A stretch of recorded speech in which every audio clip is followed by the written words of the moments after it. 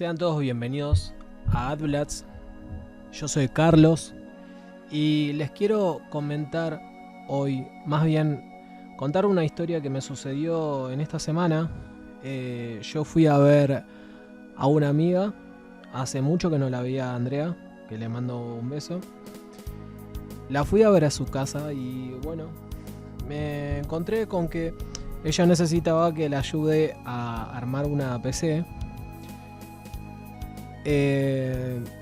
Baja 2 cajas con componentes y bueno, accesorios de PC como para que yo pueda trabajar.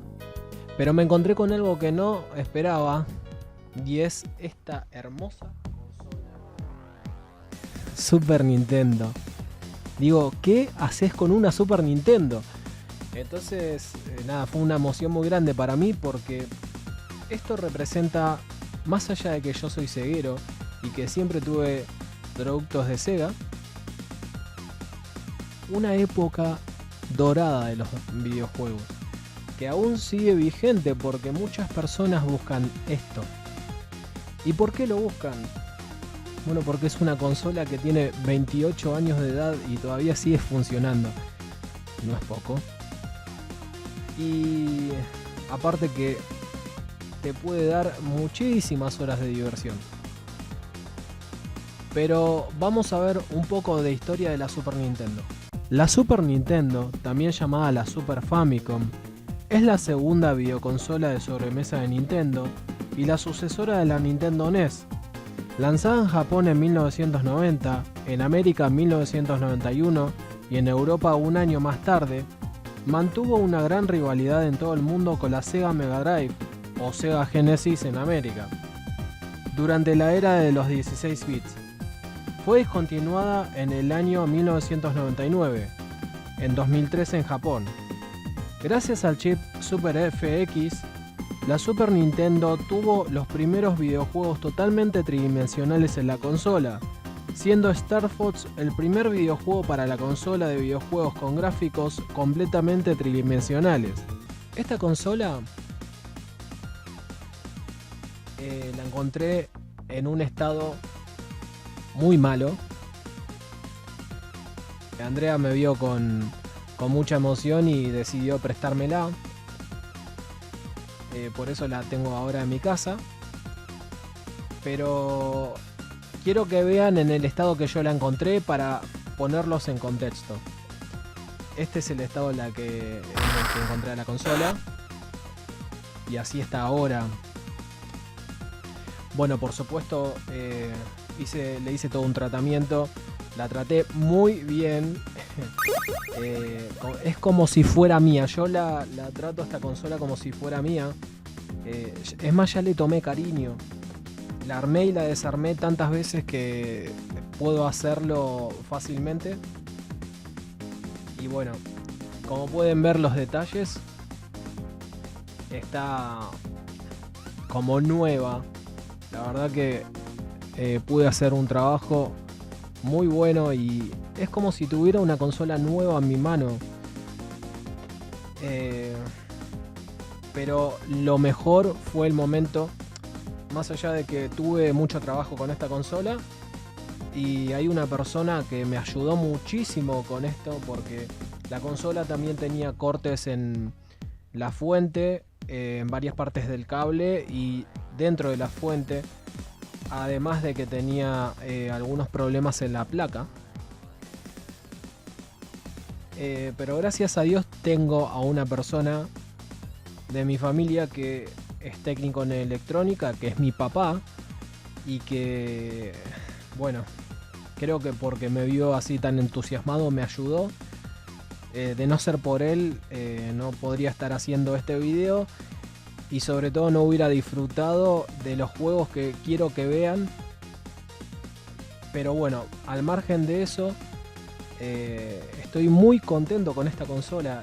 Es hermosa. Yo quisiera saber también, esto también me gustaría preguntarles y que me respondan si dentro de 28 años, esta consola es de 1991.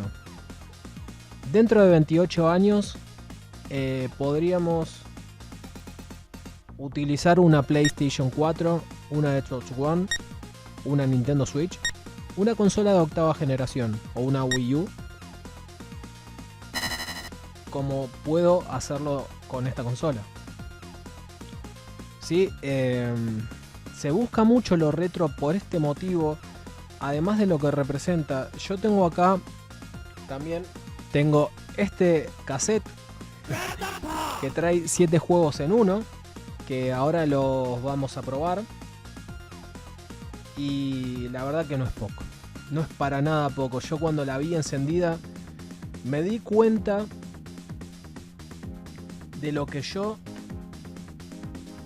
perdí con esa rivalidad que había entre Sega, Genesis y Super Nintendo. No me arrepiento para nada, amo a Sega, la amo con todo mi corazón y creo que si me hubiera encontrado en vez de esta consolita que es preciosa, una Sega Genesis o una Mega Drive, hubiera llorado, y lo digo en serio. Pero me doy cuenta de lo que me perdí en esa época maravillosa, porque también de lo que se perdieron los nintenderos. O sea, me doy cuenta de que esto enriquece al mundo de los videojuegos, tener variedad y sobre todo decir la verdad sobre cada producto. También las empresas obviamente buscan beneficiarse cada una y hablan de sus virtudes, pero a veces pasa que una por ahí habla un poquito mal de la otra o circula información errónea. Entonces siempre lo mejor para tener la certeza de que las cosas son como son o de qué forma son es probándola, teniéndola en las manos. Por supuesto que esto a mí me cayó del cielo. Muchas gracias, André. Mirá cómo la dejé, no te podés quejar. Si tienen la posibilidad de tener esto, no se van a arrepentir. Y esto no tiene nada que envidiarle a una consola de octava generación. ¿Por qué? Porque esto es nuestro. Porque en cuanto yo compro esto, es mío y no me lo puede arrebatar nadie. Esto es mío y no me lo puede arrebatar nadie.